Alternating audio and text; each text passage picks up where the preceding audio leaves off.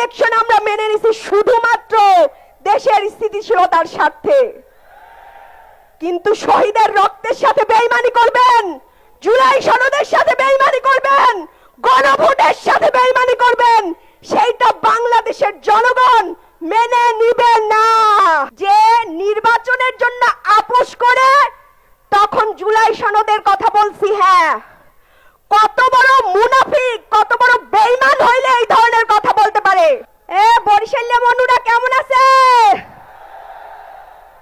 সবাই ভালো আছেন?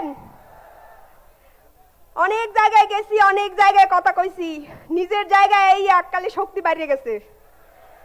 আর নিজের বোনেরা দেখে শক্তি বাড়ছে না? সবাইকে আসসালামু আলাইকুম। হাজার হাজার ছেলেরা জীবন দিছে না? এই সরকার সেই রক্তের উপর দাঁড়ায় আছে। অথচ এখন তারা সংস্কারের কথা আর বলে না। এই যে বরিশালের দেয়ালে দেয়ালে গ্রাফিতিতে লেখা ছিল সংস্কারের কথা, রক্ত দিয়ে আমাদের ভাইরা সেই সংস্কারের কথা লিখে গেছে। এখন সংসদে দাঁড়ায় সালাউদ্দিন সাহেব বলে যে নির্বাচনের জন্য আপোষ করে তখন জুলাই সনদের কথা বলছি, হ্যাঁ, কত বড় মুনাফিক, কত বড় বেঈমান হইলে এই ধরনের কথা বলতে পারে। যারা নির্বাচনের জন্য আপোষ করে সনদের হ্যাঁ বলছে, তারা কত বড় প্রতারক সেটা আমরা 90-এর গণঅভ্যুত্থানের পরেই দেখছি। এই 90-এর গণঅভ্যুত্থানে তারা ফেল করছে, তার পরিপ্রেক্ষিতে 1-11 আনছে। সেই 1-11-র পরে 15 বছরের ফ্যাসিবাদী শাসন উপহার দিছে। 15 বছর হাসিনা জুলুম অত্যাচার করে আমাদের ভাইদের জীবন কেড়ে নিয়েছে, তাদের নিজেদের নেতা কর্মীরাও জীবন দিয়েছে। কিন্তু সেই সব নিয়ে তাদের এখন আর মাথা ব্যথা নাই। কি নিয়ে মাথা ব্যথা? ক্ষমতা।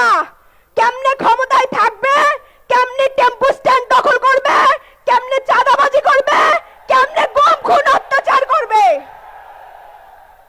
ওনারা বোধহয় ভুলে গেছেন এটা জুলাইয়ের পরের বাংলাদেশ, রক্ত দিয়ে লেখা বাংলাদেশ।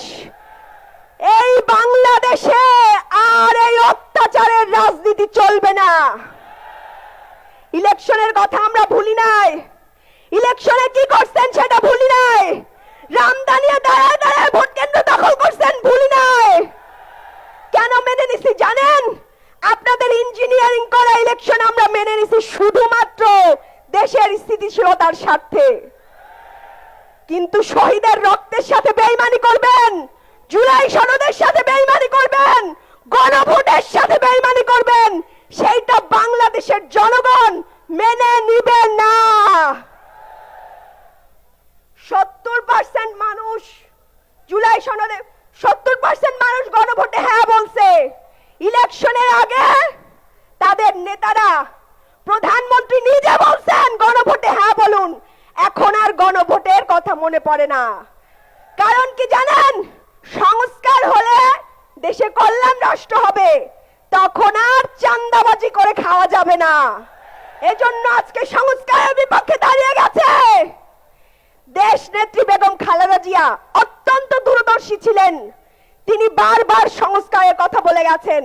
তিনি বারবার বলে গেছেন যখন বাংলাদেশের সরকার, জনগণের সরকার আসবে তখন এই সংবিধানকে ছুঁড়ে ফেলে দেওয়া হবে।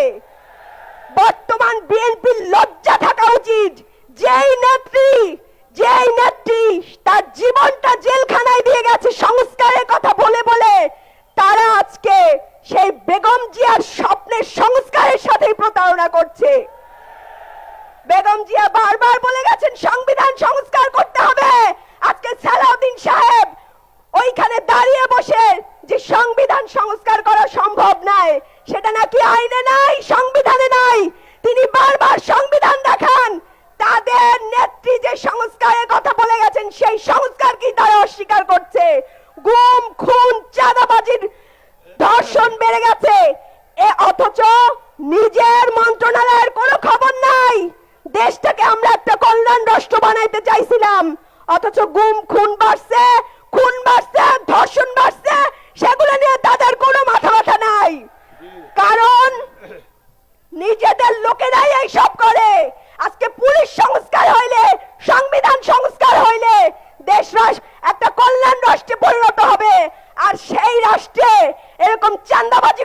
যাবে না, আজকে সংস্কারের বিপক্ষে দাঁড়িয়েছে।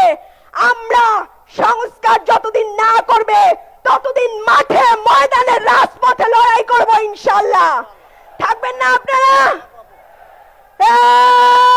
ইনকিলাব ইনকিলাব ইনকিলাব ইনকিলাব ইনকিলাব ইনকিলাব, নারে তাকবীর, নারে তাকবীর।